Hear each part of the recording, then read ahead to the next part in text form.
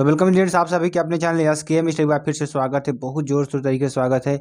यहाँ पर बहुत ही अच्छी वीडियो आपके लिए होने वाली। क्यों अच्छी होने वाली है, चलिए आगे आपको पता चल जाएगा और आपको अच्छी तरीके से हम समझाने का प्रयास करेंगे। ठीक है स्टूडेंट्स, इसमें देखिए बात क्या है कि आपको अच्छी तरीके से जो भी मॉडल पेपर के प्रश्न हैं आपको 2022 मॉडल पेपर के, उन सभी प्रश्नों को लिया गया। ठीक है, तो आपको अच्छी तरीके से अपनी पढ़ाई को कंटिन्यू कर रखना है और अपने आप को इतना मोटिवेट रखना है कि एग्ज़ाम तक में आपको सारी चीज़ें क्लियर हो जाए। ठीक है, कोई भी चीज़ छूटे ना। अभी आपका 24 तारीख को हिंदी है, तो हिंदी में जो भी टॉपिक आपको नया रहा हो वो कमेंट करके आप बता सकते हैं। ठीक है, चलिए अब बात क्या करें, कक्षा 12 विषय रसायन विज्ञान और 2022 मॉडल पेपर के मोस्ट इंपॉर्टेंट क्वेश्चंस की बात करेंगे। इसमें आपको सभी प्रकार के प्रश्न लिए जाएंगे, बहुविकल्पी, अति लघु उत्तरी और दीर्घ उत्तरी, न्यूमेरिकल भी आपके लिए गए हैं। ठीक है, तो देखिए सबसे ज़्यादा महत्वपूर्ण बात क्या है कि जो आपकी देखिए skmstudyclasses.com वेबसाइट है और skm स्टडी का जो टेलीग्राम चैनल है, वहाँ पे जा कर के आप लोग क्या कर सकते हैं, वहाँ पर विजिट कर सकते हैं और अच्छी तरीके से अपनी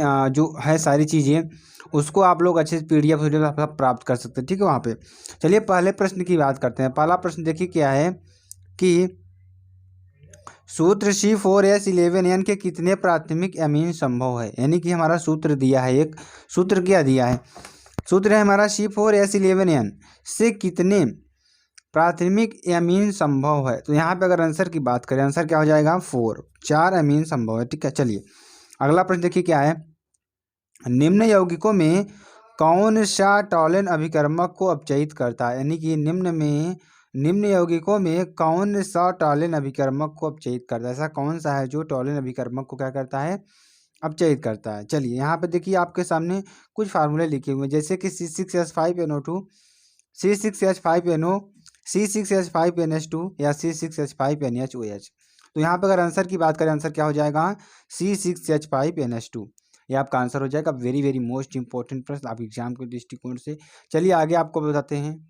अगला देखिए क्या है, निम्न में से कौन सी अभिक्रिया संभव नहीं है। इसमें कौन सी ऐसी अभिक्रिया है जो कि आपके लिए संभव नहीं है या पूर्ण नहीं हो सकती है। ठीक है, तो यहाँ पे अगर आंसर की बात करें, आंसर क्या हो जाएगा Cu+2AgNO3 क्रिया करके CuNO3 का होल ट्वाइस +2Ag नहीं बनाएगा। ठीक है, तो आपका ये आंसर हो जाएगा। Very very most important. ठीक है, चलिए अगला प्रश्न देखिए क्या है, ये भी आपके लिए बहुत ही इंपॉर्टेंट है और आपके एग्जाम के दृष्टिकोण से मोस्ट इंपॉर्टेंट है। ठीक है, तो आप लोग इसको very very most important category में रखिएगा, क्योंकि ये प्रश्न आपके एग्जाम में बहुत बार आया हुआ प्रश्न है। ठीक है, चलिए वेग स्थिरांक ताप बढ़ाने पर क्या होगा। जो वेग स्थिरांक है ताप बढ़ाने पर क्या होगा, बढ़ेगा, घटेगा, अपवर्तित रहेगा या न्यूनापदिश। तो यहाँ पर अगर आंसर की बात करते हैं, आंसर क्या हो जाएगा, बढ़ेगा। यानी कि आपका जो वेग स्थिरांक है मेरे पेरेंट्स, वो क्या होगा, बढ़ेगा। ठीक है, चलिए अगला जो प्रश्न है आपके लिए वेरी वेरी मोस्ट इंपॉर्टेंट क्या है, शून्य कोट की अभिक्रिया के लिए, किसके लिए, शून्य कोट की अभिक्रिया के लिए निम्नलिखित में से कौन सा सूत्र सही है। ठीक है, तो शून्य कोट की जो अभिक्रिया होती है इसके लिए निम्नलिखित में से कौन सा सूत्र सही है। देखिए टी हाफ अनुक्रमानुपात are directly proportional to a, या T half is inversely proportional to 1/a, या T half is inversely proportional to 1/a square, या T half is directly proportional to a⁻0। तो यहाँ पर अगर आंसर की बात करेंगे, आंसर क्या हो जाएगा students, T half is directly proportional to a⁻0। तो ये आपके लिए बेहद ही इंपॉर्टेंट प्रश्न हो जाएगा। चलिए अगला प्रश्न देखिए, क्लोरीन का प्रबलतम आक्सीय अम्ल कौन है। जो क्लोरीन है, क्लोरीन का प्रबलतम आक्सीय अम्ल है, जो क्लोरीन का प्रबलतम आक्सीय अम्ल क्या होता है, HClO2, HClO4, HClO या HClO3। तो यहाँ पर अगर आंसर की बात करेंगे, आंसर क्या हो जाएगा HClO4। ठीक है, क्या हो जाएगा HClO4। ठीक है, ये वेरी वेरी मोस्ट इंपॉर्टेंट प्रश्न है। चलिए अगला प्रश्न क्या है, ग्लूकोज को एथिल अल्कोहल में परिवर्तित करने के लिए प्रयुक्त एंजाइम कौन सा होता है। यानी कि ग्लूकोज को अगर हम एथिल अल्कोहल में परिवर्तित करेंगे तो इसके लिए जो प्रयुक्त एंजाइम होगा, कौन सा एंजाइम होता है हमारा, इन्वर्टेज, जाइमेज, डायस्टेज या ये सभी। तो यहाँ पे अगर आंसर की बात करें, आंसर क्या हो जाएगा मेरे पेरेंट्स, यहाँ हो जाएगा जाइमेज। ठीक है, जाइमेज जो होता है वो ग्लूकोज को एथिल अल्कोहल में परिवर्तित करता है। ये वेरी वेरी मोस्ट इंपॉर्टेंट प्रश्न है। अगर आपको लाइफ में अगर सक्सेस पाना है तो आपको सारी चीज़ों को देखिए, अगर आपको जैसे केमिस्ट्री सब्जेक्ट हो गया। तो केमिस्ट्री में जैसे आपको 95% पाना है तो आपको क्या करना होगा, यहाँ पे रिएक्शंस भी पढ़ने होंगे, जो लॉन्ग टाइप आंसर है उसको भी पढ़ना होगा, और जो शॉर्ट टाइप क्वेश्चन हमारे अति लघु उत्तरीय हैं उनको पढ़ना होगा, जो बहुविकल्पी हैं उनको पढ़ना पड़ेगा। अगर आपको और भी अधिक नंबर पाना तो आपको न्यूमेरिकल्स भी पढ़ सकते हैं। तो इतनी सारी चीज़ों को अगर आपको पढ़ना है तो आपको यहाँ पे जुड़ना होगा, क्योंकि सारी चीज़ें आपको यहाँ पे कराई जा रही हैं। ठीक है, चलिए अगला प्रश्न देखिए क्या है। फिनाल पहले शांत सल्फ्यूरिक अम्ल से क्रिया करता है, किससे? जो फिनाल है मेरे प्यारे फ्रेंड्स पहले किससे क्रिया कर रहा है?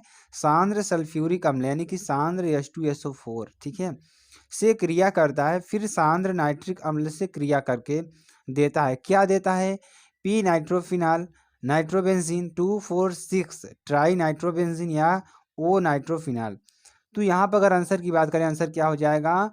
ओ नाइट्रोफिनाल हो जाएगा। ठीक, तो ये आपके लिए बेहद इंपॉर्टेंट प्रश्न है और आपके एग्जाम के दृष्टिकोण से बहुत ही महत्वपूर्ण है मेरे प्यारे स्टूडेंट। ठीक है, चलिए आगे हम अति लघुत्तरीय प्रश्न की बात करेंगे। सेटजैफ नियम को उदाहरण सहित लिखिए। जो सेटजैफ का आपका नियम है उसको उदाहरण सहित आपको लिखना है। ठीक है, चलिए क्या हो जाएगा? वेरी वेरी मोस्ट इंपॉर्टेंट है, आपको अच्छी तरीके से जुड़ना और आपको सारी चीज़ों को समझकर इसमें आपको लिखना होगा। जो भी स्टूडेंट्स हमारे साथ जुड़े रहेंगे वो लास्ट तक ज़रूर जुड़े रहेंगे, तभी उनको सारी चीज़ें क्लियर होने वाली हैं। ठीक है, देखिए आपको हम बताएंगे मोनोहाइड्रिक एल्कोहल को, किसको? मोनोहाइड्रिक एल्कोहल को सांद्र H2SO4 के साथ, किसके साथ? सांद्र H2SO4 के साथ 160 से 170 डिग्री पर गर्म करने पर, ठीक है, क्या बनता है? एल्कोहल का OH तथा अल्फा हाइड्रोजन परमाणु मिलकर क्या बनाएंगे? H2O के अणु के रूप में निकल जाते हैं तथा एथिलीन बनाती है। क्या बनाती हैं? एथिलीन बनाती है। चलिए इसको थोड़ा आपको समझाने का प्रयास करते हैं। ये जो आपका जल के अणु है ये आपको बाहर हो जाए, निकल जाएगा। ठीक है, उसके बाद बनेगा क्या? हमारा एथिलीन बनेगा। ठीक है, यानी 160 से 170 डिग्री सेंटीग्रेड उसको गर्म करेंगे तो क्या बनेगा? एथिलीन बनेगा। यहाँ पे सांद्र H2SO4 का उपयोग करते हैं। अगला जो प्रश्न है आपके लिए वेरी वेरी मोस्ट इंपॉर्टेंट है, ये भी है आपके एग्जाम में बहुत बार पूछा गया प्रश्न है कि प्रयोगशाला में फिनाल बनाने की विधि का रासायनिक समीकरण लिखिए। यानी कि अगर हम प्रयोगशाला में फिनाल बना रहे हैं तो उसकी बनाने की जो विधि है उसका समीकरण हमको देना है। ठीक है, तो समीकरण चलिए दे करके आपको अच्छी तरीके से बताते हैं। देखिए प्रयोगशाला में क्या है? प्रयोगशाला में फिनाल क्या करता है? बेंजीन डाइओजोनियम क्या बनाता है? बेंजीन डाइओजोनियम क्या बनाता है? बेंजीन डाइओजोनियम क्लोराइड के जलीय विलयन। ठीक है, यानी कि देखिए C6H5N2Cl + H2O बेंजीन डाइएजोनियम जल क्लोराइड से क्रिया करके, जो हमारा यानी बेंजीन डाइएजोनियम क्लोराइड है, यह किससे क्रिया करता है? जल से क्रिया करता है। ठीक है, जल से क्रिया करने के बाद देखिए क्या बना रहा है, यहाँ पे देखना है आपको, अच्छी तरीके से समझते रहना है, आपको कहीं जाने की ज़रूरत नहीं है। बनाएगा क्या? C6H5OH, यानी इसे क्या कहते हैं? हम फिनाल कहते हैं।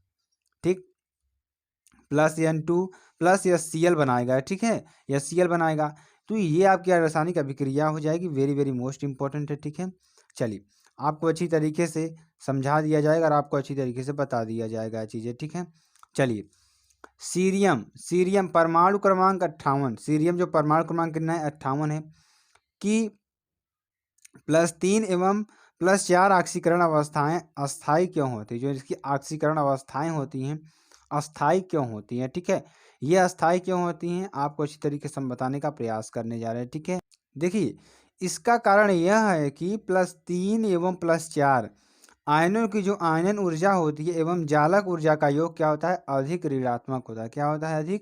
अधिक ऋणात्मक होता है। ठीक है, चलिए किन्हीं दो लैंथेनाइट तत्वों के इलेक्ट्रॉनिक विन्यास लिखकर उनकी ऑक्सीकरण अवस्थाएं भी लिखी। यानी कि किन्हीं दो लैंथेनाइट तत्वों के इलेक्ट्रॉनिक विन्यास लिखकर उनकी ऑक्सीकरण अवस्थाएं भी लिखिए।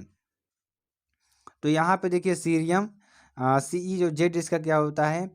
58 होता है। ठीक है, चलिए इसका इलेक्ट्रॉनिक विन्यास करेंगे तो लास्ट में क्या आएगा? 4F1 5D1 और 6S2 ये आपका आने वाला है। वेरी वेरी मोस्ट इंपॉर्टेंट है।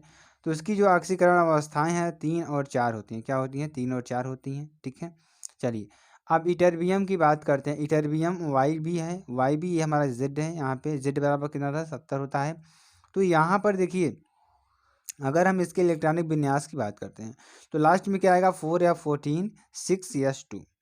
तो ये आपके आने वाले हैं, इसलिए इसकी जो ऑक्सीकरण अवस्थाएं होती हैं 2 और 3 होती हैं। ठीक है, तो ये आपको अच्छी तरीके से समझ में आ गया होगा। चलिए आगे हम आपको बताते हैं, थोड़ा आपको समझाने का और प्रयास करते हैं। देखिए अगला जो प्रश्न है आपके लिए क्या है, वेरी वेरी मोस्ट इंपॉर्टेंट है ये भी है।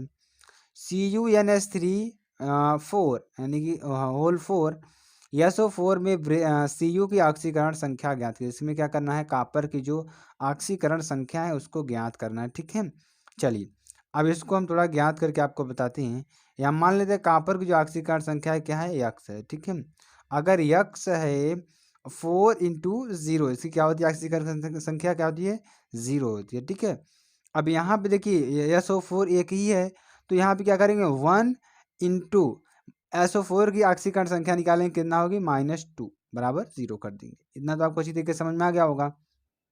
चलिए यक्स -2 बराबर 0, यक्स बराबर +2, तो ऑक्सीकरण संख्या कितनी निकल कर आई, +2 निकल कर आई, जो कि आपके लिए वेरी वेरी मोस्ट इंपॉर्टेंट है। तो स्टूडेंट्स आपको लगातार पढ़ाई करते रहनी है, कहीं पर कोई कमी नहीं करना है, और आपको इतनी अच्छी तरीके से हम बता देंगे कि आपको सारी चीज़ें क्लियर हो जाएंगी। ठीक है, तो जैसे कि आपको हमने यहाँ पे बताया प्रश्नों को, जो भी आप प्रश्न आपके लिए बहुत ही इंपॉर्टेंट हैं ये सारे प्रश्न, और आपको अच्छी तरीके से इन प्रश्नों को भी पढ़ के रखना है। ठीक है, ताकि एग्ज़ाम आए तो वहाँ पर कोई दिक्कत वाली बात न आए। ठीक है, तो आपको अच्छी तरीके से सारी चीज़ें समझ में आ गई होंगी। तो स्टूडेंट्स आपको अगर अभी देखिए, और अगला क्वेश्चन को चलते हैं। अगला क्वेश्चन देखिए क्या, अगला क्वेश्चन देखिए, उदाहरण द्वारा हैल वोलार्ड जेलेंस्की, ठीक है, हैल वोलार्ड जेलेंस्की अभिक्रिया समझाइए। इस अभिक्रिया को आपको समझाना है, बहुत ही important, very very most important है। ठीक है, यहाँ पे देखिए कैसे होगी, लाल फास्फोरस या आयोडीन, क्या लाल फास्फोरस या आयोडीन उत्प्रेरक की अल्प मात्रा की उपस्थिति में, किसमें, उत्प्रेरक की अल्प मात्रा की उपस्थिति में, ठीक है, उच्च ताप पर, ठीक है, उच्च ताप पर मोनोकार्बोक्सिलिक, क्या मोनोकार्बोक्सिलिक अम्ल की क्लोरीन से अभिक्रिया कराने पर अल्फा हाइलोजन अम्ल बनते हैं। क्या बनते हैं, अल्फा हाइलोजन अम्ल बनते हैं। यहाँ से देखिए RCH2COOH, ठीक है, RCH2COOH, यहाँ पे बात करेंगे Cl2, और लाल फास्फोरस उपस्थिति में अगर क्रिया करेगा तो क्या बनेगा, RCHClCOOH प्लस HCl। ठीक है, क्या बनेगा, RCHClCOOH प्लस HCl बनेगा। ठीक है, अब यहाँ से देखिए अगला हमारा क्या है, अब CH3COOH को किसकी उपस्थिति में क्रिया कराएंगे, Cl2 लाल फास्फोरस की उपस्थिति में क्रिया कराते हैं, क्या बनेगा, CH2ClCOOH प्लस HCl, यानी अल्फा क्लोरो एसिटिक अम्ल बनेगा, जो कि वेरी वेरी मोस्ट इंपॉर्टेंट है। तो सारे प्रश्नों को आई होप आपको अच्छी तरीके से समझ में आ गया होगा। जैसे आपको वीडियो कैसी लगी कमेंट सेक्शन में जरूर बता के चलिएगा। ठीक है, अगर आपको वीडियो पसंद आए आप लाइक कमेंट शेयर जरूर कर सकते हैं। फिर मिलते हैं नेक्स्ट वीडियो में नए टॉपिक के साथ, तब तक के लिए जय हिंद, जय भारत।